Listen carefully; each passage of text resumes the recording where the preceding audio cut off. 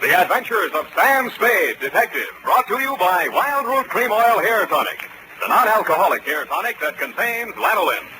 Wild Root Cream Oil, again and again, the choice of men who put good grooming first.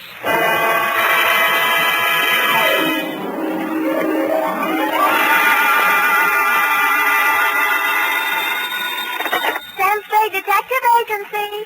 Say moi, sweetheart. Oh, Sam, how did it go? Well, it wasn't exactly a 10-in-1 outfit. More of a mud show, dog and pony type, rag front. Sam, what are you talking about? Hmm? And by the way, where were you last night? I missed the last bus in from the Cow Palace, so I had to do a star pitch. Connie talking. Oh, if you think I'm going to ask what a star pitch is, you're mistaken. What were you doing at the Cow Palace? Oh, just fooling around. Oh. Sam? Yes? Sam? Yes? Sam, You ask too many questions. Sweetheart, in the patois of the carnival, I'll be right down to pitch my spiel my pitch, and make with a canvas on the Bluebeard Caper.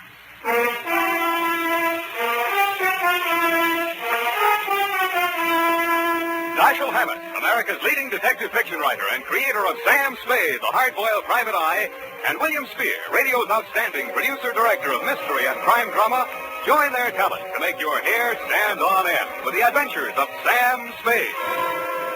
Presented by the makers of Wild Root Cream Oil for the hair. Say, Mom, if the summer winds are making Junior's hair drier and mussier than it should be, why not borrow a little of Dad's Wild Root Cream Oil and restore that sweet, angelic look? You'll find Wild Root Cream Oil Hair Tonic comes in handy for every member of the family. It grooms the hair so neatly and naturally, relieves that summer dryness, and removes loose dandruff, too. Better check on your supply right now. If it's running low, then tonight or tomorrow, first thing, get Wild Root Cream Oil Hair Tonic.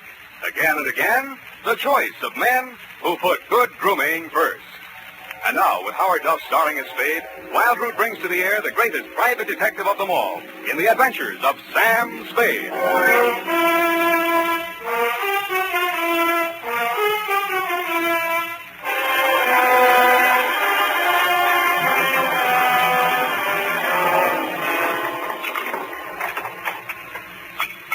Ready, Effie? Yes, Sam.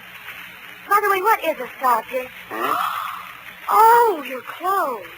You look as if you slept on the ground. That's what it is. Date, August 8, 1948, to Detective Lieutenant Dundee, Homicide Detail, San Francisco Police. From Samuel Spade, license number 127596. Subject, the Bluebeard Caper.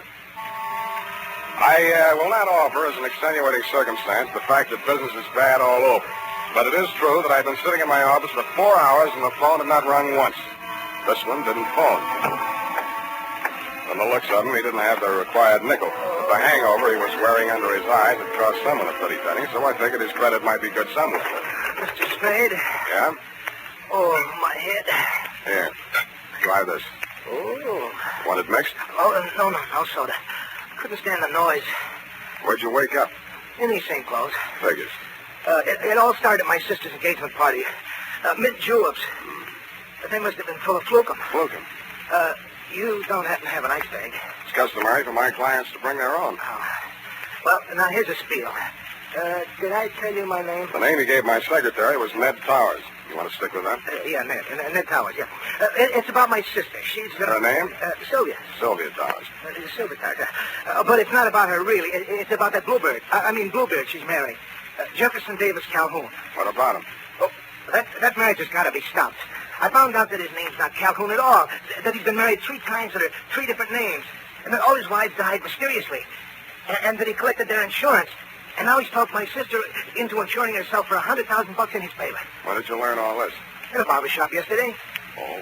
I went in to get a manicure, and I picked up this old detective magazine. Here's his picture. Look at it. I had heard of the case. In its heyday, the papers had called him the Mint Julep Romeo. And any name he happened to be using at the time had Colonel in front of it. None of his 3 wives had survived the honeymoon. Wife number 1, an aviatrix, bailed out at 10,000 feet over Mount Hood along with her husband. His parachute opened, hers didn't. They found the body the following spring. Wife number 2, a snake dancer, died of snake bite when she squared off with a full-fanged diamondback instead of her usual non-poisonous partner. The cause of death was never officially proven because the body was embalmed by mistake, it said there, before the coroner arrived. And finally, number 3, a professional stunt woman disappeared over Niagara Falls in a beer keg instead of her specially designed barrel and was never seen again. Well, Mr. Spade? Yeah, but are you sure your sister's fiance, this Calhoun, is the same guy? Well, here's a picture of them together. Their engagement photograph. What do you think? Brunette? My sister? Redhead. That's him on our left. Redhead? Well, Mr. Towers, are we going to sit idly by and see another poor girl go to her death? How much money you got? About $100. I'll take 50 now. You are going to help her. How much does she already know? I tried to tell her. She's beautiful. She wouldn't even listen. I thought she might listen to you. I pray she will, Ned. I pray she will.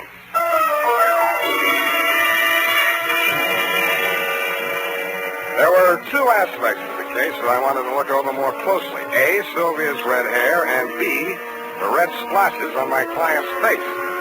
I had a hunch she might be suffering from more than a hangover.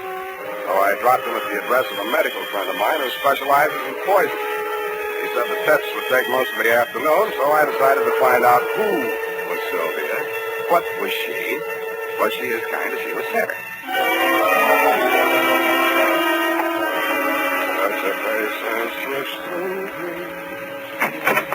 Yes? Yes. I beg your pardon. Miss Towers? Yes, I'm Sylvia Towers. Are you the florist? You're expecting maybe a detective? Come in. Thanks, I will. Well, as a matter of fact, I wasn't expecting a florist or anyone else. But I'm glad to see you. I really am. Huh? Sit down here. Oh, just relaxing. Oh, no, over here. Oh. Well, why not? There. Isn't this more cozy? Take your hat off. Oh. You'll have me believing you really are a detective. What do I look like? Well, I'll have to mull it over. Now, don't tell me. Let me dream. Like Sylvia, Miss Powers, I mean. Oh, Sylvia. I like the way you dress. Nice and casual. Oh, you do? But, you know, you really should wear a handkerchief. Hey. You're ticklish. Now, look, if you want to frisk me, get it over with. It's your apartment. You got a right to. Well, isn't this way nice? Sure, it's fine. It's just that, well, you know, I just didn't expect. Just didn't expect. Well, what do you want, a butterfly act? No, it's just that my feelings have hurt you. Haven't asked me who I am or what I'm doing here. Anything. Oh, I don't care. I like you. Is this how you got engaged to Calhoun? No, he was selling some phony stock certificates, so I bought a few. They were phony, so you bought a few. Figured. He'd had bad luck with marriage. It was the only way I could force the issue. You're forcing him into marrying you? Darling, don't be so critical. I did it very nicely. I'm sure you did, but why? Oh, I don't know. He's so courtly. A real Southern gentleman. How real? Hand me that cushion, darling. Oh. Oh, no, here, behind my head. Oh, that's better. Oh, don't go away. Why do you want to be number 4 on the Bluebeard parade? Oh, do you really think he did kill him? Oh, that's one of 2 theories. He's dead, didn't he? Oh, I love your hair. So nice, bristling. Does it bother you? Yeah, but don't stop. Now, wait a minute. Look, I got my client to think about, and I'm trying to think about it. Darling. I didn't want to take this assignment, but he really seemed to be worried about you. Oh, now, who on earth would be worried about me? I'm a little worried about you myself, and I'm not even distantly related to you. Well, don't say that yet. This marriage may not last long. Don't you say that. Oh, I know his marital life has been full of tragedy. But I'm not superstitious. I think I may change his luck. Okay, Sylvia, okay, it's your life. I told your brother I'd talk to you, and I have. My brother? Yeah, Ned. I think maybe your boyfriend tried to poison him last night. Oh, no. Oh, Jeff, just in time. Well, my dear, we will discuss this further in private. I have only this to say at the present time. In the South, it is not customary for a lady to receive a gentleman alone just prior to her marriage to another gentleman. But, Jeff... I know your motives were pure and innocent. Customs differ, that's all. I am Colonel Calhoun at your service, sir. I'll call you when I need you. I'm afraid I must ask you to remain. Sylvia? To tell you, it was just a flirtation. Yeah, that's I didn't all. think it... You mean She didn't think. he made certain proposals? Well, what Well, could I do? what could she do? He said there were things in your past, Jeff. Yeah, that's what I said. Things that... Oh, well, there, my dear. It was blackmail. That's all. I did it for you, Jeff. Go to your chambers, Sylvia. I will deal with this adventurer. If this were the South, there would be better ways, but never fear. Where there's a Calhoun, there, too, you will find Southern chivalry. Please. No, Jeff. Phone the police. Sylvia, I must insist that you do as I say. Very well, Jeff. You know best. Well, sir, how about you and me putting our heads together over little old Miss Judith, huh? Thanks, I'm not thirsty yet. What's the fetch, Colonel? How come your girlfriend yelled, "Hey, Rube," just now? What is your asking price, sir? What's your bid? 5,000 now, 5,000 after she's buried, 20,000 after the insurance people pays off. No dice. Caper's worth $100,000. 50 for me, 50 to you. That is out of the question, sir. Okay, from here I go to the car. Now, son, let's not be hasty about this. It will require a slight change of plan, but I reckon I can swing it. All right, 50-50. When are you going to knock her off? You want her to fly the coop? Is there another way out of here? Well, not that I know of, but she's crafty. She's scrappy. Well, come on, let's get it over. Yes, you're right. Maybe now or never. That's right. Sylvia? Hey, wait a minute. Huh? Come here. What is it? How are you going to do it? Well, hit her with this and then out the window. Let me see then. It's got quite a heft to it. Where'd you get this set? Souvenir of Niagara Falls. Know where you're going to get it? Why, you Yankee!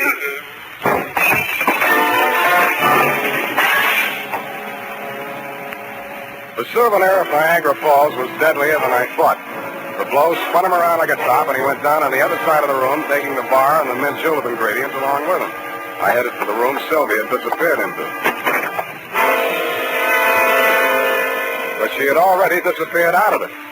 I looked in the closets, the bathroom, under the bed, tapped the walls for secret panels, and then forced myself to look out the only possible exit, the open window. 10 stories, sheer drop to the street. 2 stories, sheer unclimbable masonry to the roof. Now get this, Dundee. No other exit, no horizontal ledges, drain pipes, niches, cornices, not even a helicopter landing. I asked myself, who is Sylvia? What is she?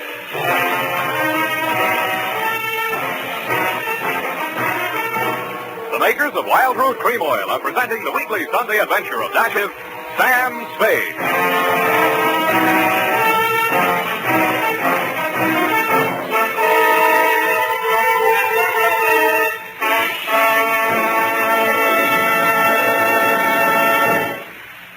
If you want the well-groomed look that helps you get ahead, socially and on the job, listen.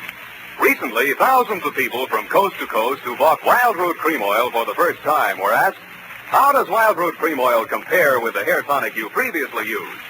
Better than 4 out of 5 who replied said they preferred Wild Root Cream Oil. And no wonder. Wild Root Cream Oil grooms the hair neatly and naturally, relieves annoying dryness, and removes loose dandruff. What's more, non-alcoholic Wild Root Cream Oil is the only leading hair tonic that contains soothing lanolin. So ask for Wild Root Cream Oil Hair Tonic. Again and again, the choice of men who put good grooming first. By the way, smart girls use Wild Root Cream Oil too, and mothers say it's grand for training children's hair.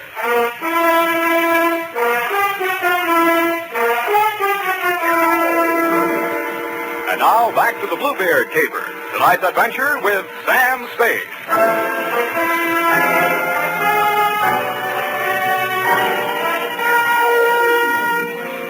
There was no use wasting any time trying to figure out how Sylvia had done whatever she had done to escape from that escape-proof room.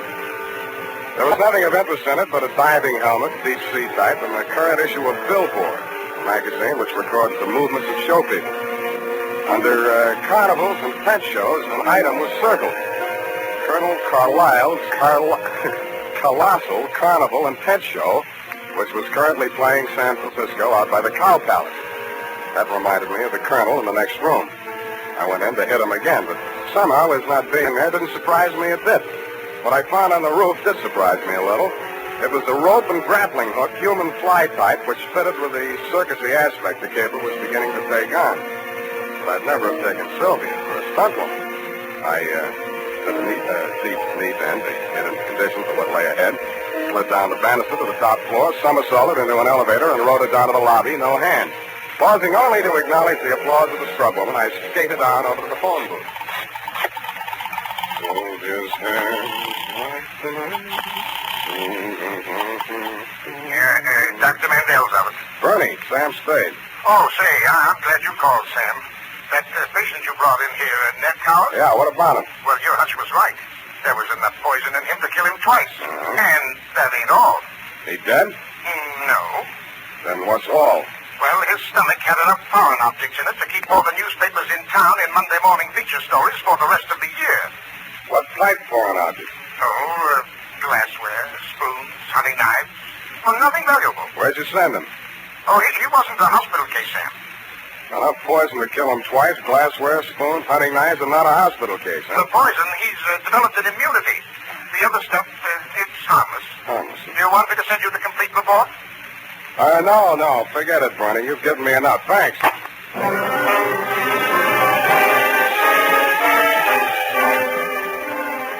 From then on, Dundee, it was mostly entertainment. I headed to the carnival grounds outside the town, and Colonel Carlisle's Colossal Carnival in tent show unfolded before my very eyes just west of the Cow Palace. Brought to you in the interest of artistic endeavor. Mademoiselle Mahala, the favorite dancing girl of the Sultan of Zanzibar, brought direct from the perfumed gardens of the Mystic Orient. Every muscle of a gorgeous body. And now, ladies and gentlemen, in the interest of science and the furtherance of national defense, one of the medical miracles of the 20th century. Ladies and gentlemen, a man with the iron stomach and the asbestos esophagus, Professor Dilator. Professor, if you please, sir, give the folks the sense of your control over the fiery elements. I will light the torch. And to the professor. And now, Professor, if you will find... The coach dancer left me cold to be a fire-eating professor or not. It was none other than my client, a man who called himself Ned Powers. I moved as close to the platform as I could without setting fire to myself and caught his eye. When he caught mine, it singed my eyelashes. Hey, scramble, I got my act to do. I can't talk to nobody. Where's the colonel? There ain't any colonel, just for the banner tack. Where's your sister? I ain't got no sister. And who is Sylvia? Hey, do me a favor, Shamus. Keep the 50 and forget the whole pitch. Now beat it, huh? Oh, I want to see the show. Okay, you paid for your duck. Tear your eyes out if you want to. Okay, but you start squawking. They're drifting away. And ladies and gentlemen, that was only a sample. Why, he eats the stone and throws the beach away. And he uses powdered poison on his soft-boiled eggs. Now tell me, if you will, is there a doctor in the town? I drifted on down the midway. There was Puna, Nature Boy, Gilda and Hilda, the Siamese twins. There was Shorty, the fat man, and Fatty, the short man, a bearded lady, and several natural freaks of nature. At the very end, there was a big canvas enclosure. The act was called the Three Death-Defying Darlings. From the noise inside, I judged that to be an understatement.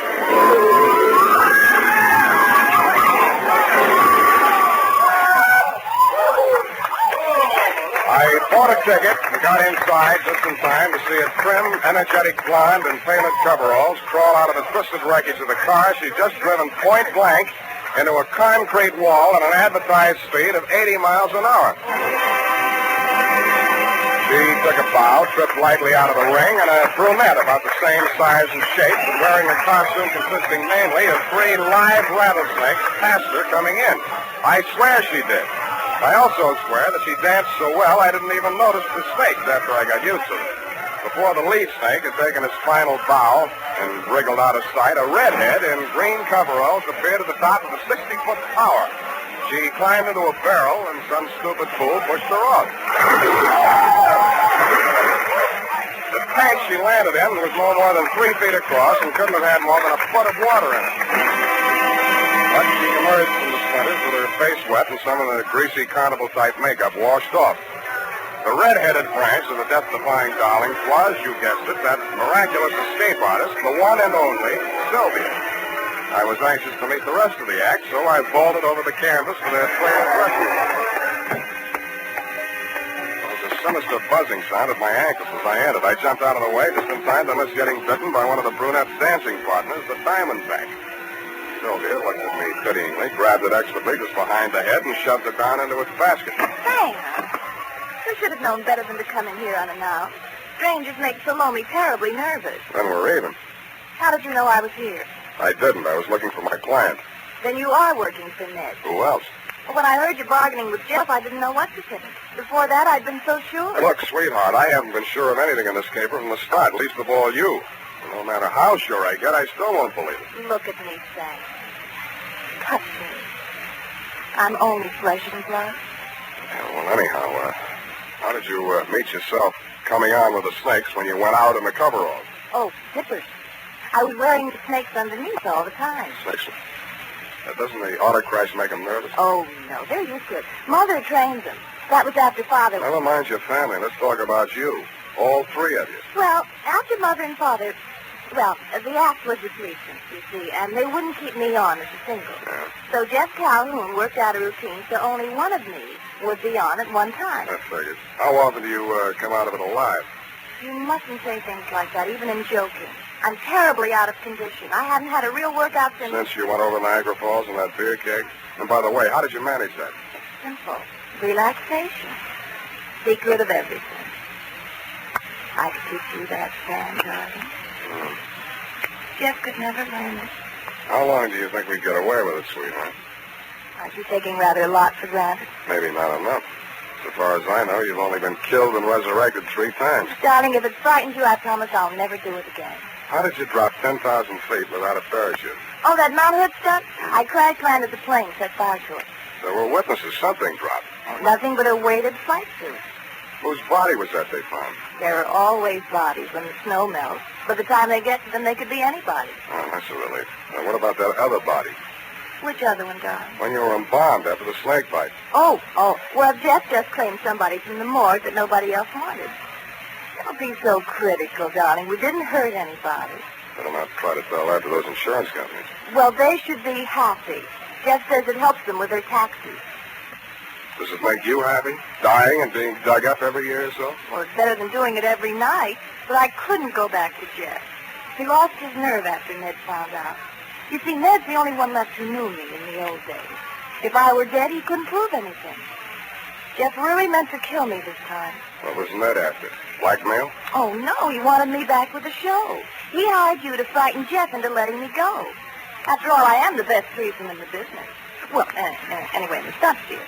Did you see my review on Billboard? I saw for myself. You know something? I was thinking. With all you know about crime... Don't say it.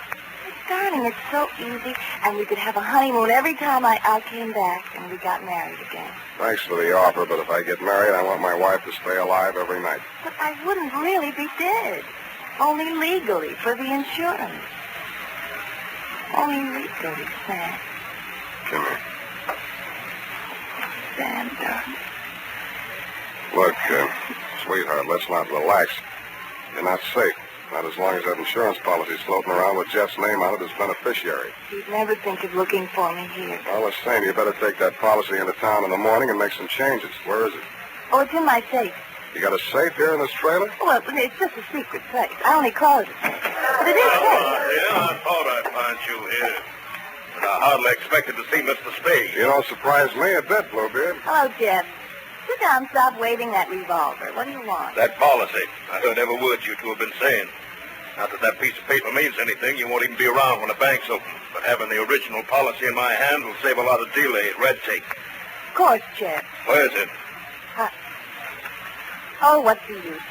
It's in the basket, right by the side of your chair. Wait a minute. Don't move, Spade. If you do, I'll blast you. Listen to me. Don't raise Well, that this is your lid. safe. Still a child, aren't you, Sylvia? Don't do it, Calhoun. Don't do it.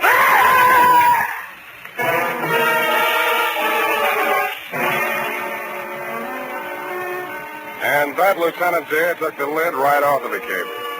Due to my Boy Scout training, my split-second timing, and the fact that Salome's fang missed an artery by a 30th of an inch, I understand Calhoun will live long enough, which, as far as I'm concerned, is any length of time you care to name.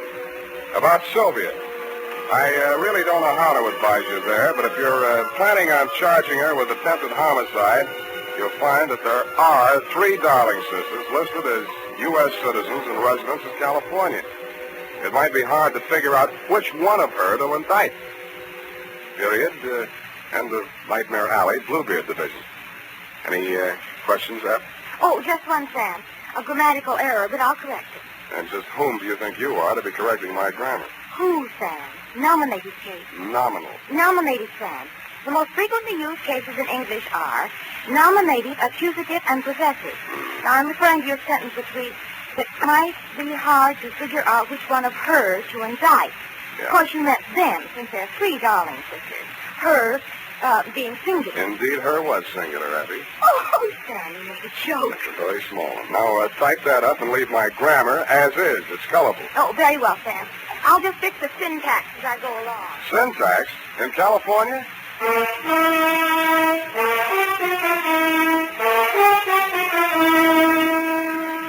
Say, are you looking for a hair tonic that will groom your hair neatly and naturally? Then you're looking for Wild Root Cream Oil. Want a hair tonic that relieves annoying dryness? Get Wild Root Cream Oil. Like a hair tonic that removes loose, ugly dandruff? The answer again is Wild Root Cream Oil, the famous hair tonic that gives you the big advantages men consider most important. Step up to your drug or toilet goods counter first chance you get and ask for Wild Root Cream Oil in the big economy bottle and the handy new tube that's easy to pack when you travel. Also, ask your barber for a professional application of Wild Root Cream Oil Hair Tonic. Again and again, the choice of men who put good grooming first.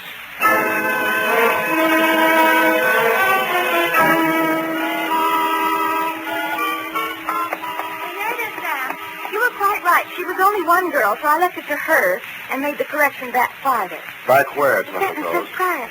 Twinkle toes. You know, where you said 3 Darling sisters, I changed it to 1. That's impossible. It takes 2 to make a system. That is not funny, Sam. Who's laughing? It's no laughing matter, Sam.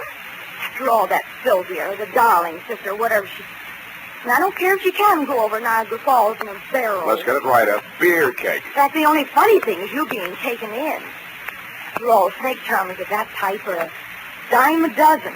All right, here's 20 cents. Phone up that place. What place? Where you get the red-headed snake charmers, 12 to 10 cents. Dime a dozen, Sam. It's a figment of speech. You can say that again, sweetheart. Penny to be 3 people, all with different hair, and wearing snakes under a coverall. Oh, No normal girl would do that, Sam. I don't know. Women do all kinds of work. Oh, Sam. Why can't I be an adventuress like some girls are? I wouldn't trade you for 30 cents worth of snake charmers. Oh, that's the nicest thing you ever said. Well, next to the nicest. Good night. Good night, Salome.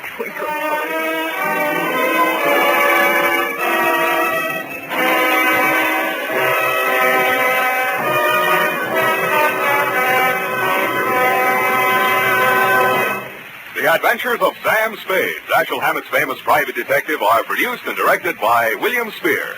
Sam Spade is played by Howard Dove. Lorene Tuttle is Effie.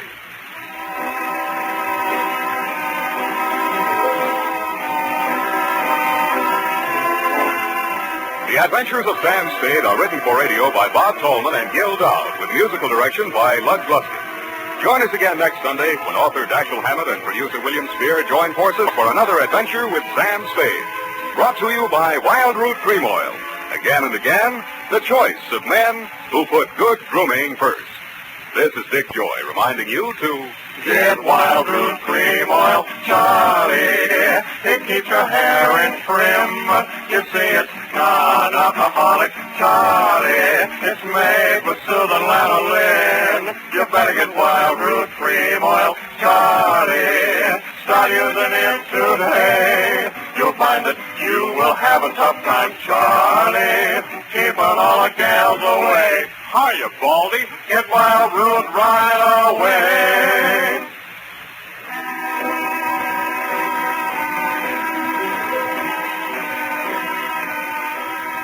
This is CBS, the Columbia Broadcasting System.